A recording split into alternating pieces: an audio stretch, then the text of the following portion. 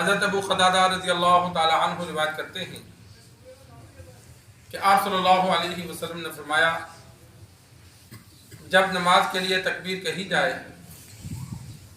تو جب تک مجھے حجرے سے نکلتا ہوا نہ دیکھو اس وقت تک نہ کھڑے ہو۔ سرکار دو عالم صلی اللہ علیہ وسلم نے صحابہ کرام رضوان اللہ تعالی علیہم اجمعین کو جماعت کے لیے پہلے کھڑے ہونے سے منع فرمایا۔ حضرت بلال رضی اللہ تعالی عنہ جب دیکھتے کہ روزمرہ جو احباب نماز پڑھنے آتے تھے وہ سب آ گئے تو آپ صلی اللہ علیہ وسلم کو جا کر اطلاع دیتے کہ یا رسول اللہ نمازی مکمل ہو گئے۔ تو آپ صلی اللہ علیہ وسلم پھر گھر سے آتے، بلال رضی اللہ تعالی عنہ اطلاع دے کر آ کر اقامت شروع کر دیتے۔ تو جب صحابہ آپ صلی اللہ علیہ وسلم کو دیکھتے کہ گھر سے نکل گئے تو پھر کھڑے ہوتے۔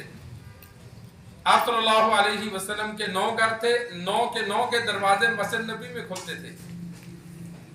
تو جب وہ گھر کے کمرے سے نکلتے، دروازے سے نکلتے تو پھر صحابہ کو حکم دیا کہ تب کھڑے ہونا ہے، پہلے نہیں کھڑے ہونا۔ اور بسا اوقات تکبیر ہو جاتی تھی، کوئی صحابی بات کر لیتا، آپ صلی اللہ علیہ وسلم اس کی بات سنتے، جواب دیتے، صحابہ بیٹھے رہتے۔ جب آپ صلی اللہ علیہ وسلم آگے نماز کے لیے آتے تو پھر صحابہ کھڑے ہوتے۔ ایک مرتبہ حدیث میں واقعہ موجود ہے، اقامت کہی گئی، آپ صلی اللہ علیہ وسلم جب آنے لگے تو ایک صحابی کھڑے ہو گئے، کوئی بات تھی، حدیث میں موجود نہیں کہ اس نے کس سلسلے میں بات کی، کیا جواب تھا، لیکن صحابہ فرماتے ہیں اتنی دیر اس نے بات کی کہ ہم بیٹھے اور بیٹھے ہوئے ہم سونے لگے۔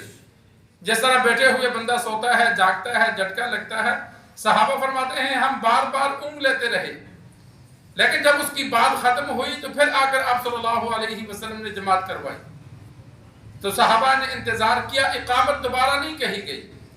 اسی وجہ سے تمام علماء کا اس پر اتفاق ہے کہ اگر اقامت کہہ دی جائے اور امام کسی وجہ سے رک جائے تھوڑی دیر تو اقامت دوبارہ نہیں کہی جائے گی۔ کسی کی بات سننے لگ گیا یا وضو کرنے لگ گیا، کوئی بھی حادثہ پیش آ گیا جس کی وجہ سے کچھ دیر ہو جائے، پھر جماعت کھڑی ہو تو اقامت دوبارہ نہیں کہی جائے گی۔ تو امام انسان ہے۔ آج کل بعض مساجد میں ایسا ہوتا ہے، اکثر مسجدوں میں، کہ وہ ٹائم دیکھتے ہیں پورا ہو گیا تو سب کھڑے ہو جاتے ہیں، یہ غلط طریقہ ہے۔ امام جب آ جائے مصلی پر پھر کھڑے ہونا ہے، اور اقامت کہنے والا دیکھ لے کہ امام مسجد میں آ گیا تو پھر اقامت کہے، اگر امام مسجد میں ابھی نہیں آیا تو اقامت نہ کہے، وقت ہو بھی جائے تو اس کا انتظار کیا جائے۔ ہاں امام اجازت دے دے کہ میں ابھی دیر ہے، جلدی نہیں پہنچ سکتا یا موجود نہیں ہے، ورنہ امام موجود ہو تو اس کا انتظار کیا جائے۔ دنیا میں ہر جگہ انتظار کرتے ہیں سوائے مسجد کے۔ تو عبادت سب سے اہم ہے، جہاں دیگر جگہوں پہ ہم انتظار کرتے ہیں تو وہاں اللہ نے امام کو بھی رتبہ دیا۔